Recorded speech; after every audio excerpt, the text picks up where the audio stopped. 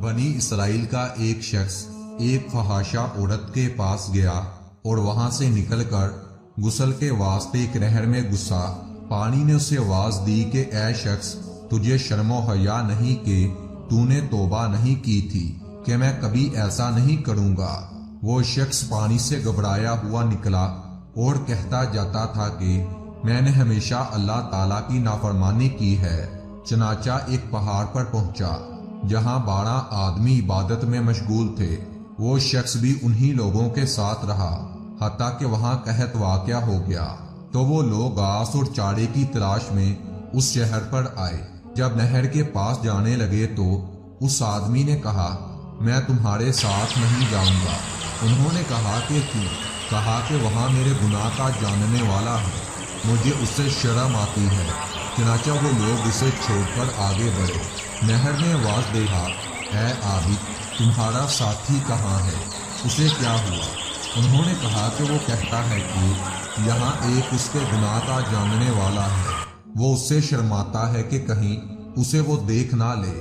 کہنے لگا، سبحان اللہ، اگر تم میں سے کوئی اپنی اولاد یا عزیز و قریب پر غصہ ہوتا ہے پھر وہ اپنے فعل سے باز آ جائے اور توبہ کر لے تو کیا پھر اس سے محبت نہیں کرنے لگتا؟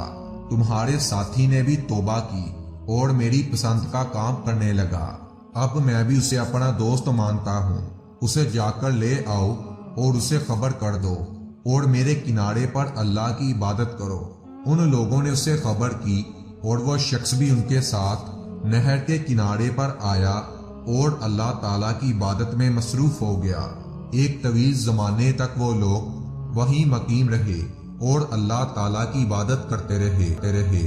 پھر اس شخص کا انتقال ہو گیا تو نہر نے آواز دی، اے عابدو، اسے میرے ہی پانی سے غسل دے کر میرے ہی کنارے پر دفنا دو تاکہ قیامت میں بھی یہ میرے پاس سے ہی اٹھے۔ ان عابدوں نے ایسا ہی کیا۔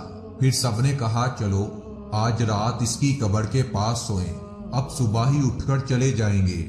چنانچہ ان لوگوں نے ایسا ہی کیا۔ جب صبح قریب ہوئی تو ان سب کی آنکھیں لگ گئی۔ انہوں نے بیدار ہو کر دیکھا تو اس کی قبر پر 12 سروں کے درخت کھڑے ہیں۔ پہلا سرو اس کے سر پر پیدا ہوا۔ انہوں نے آپس میں کہا، یہ سرو اللہ تعالیٰ نے اس لیے پیدا کیے ہیں کہ ہم یہیں رہیں۔ پھر ان اللہ والوں نے وہی قیام کیا اور اللہ تعالیٰ کی عبادت میں مشغول ہو گئے۔ جب ان میں سے کوئی مر جاتا تو اسی کے پہلو میں دفنا دیتے، حتیٰ کہ ایک ایک کر کے سب عابد مر گئے۔ بنی اسرائیل کے لوگ ان کی زیارت کو جایا کرتے تھے۔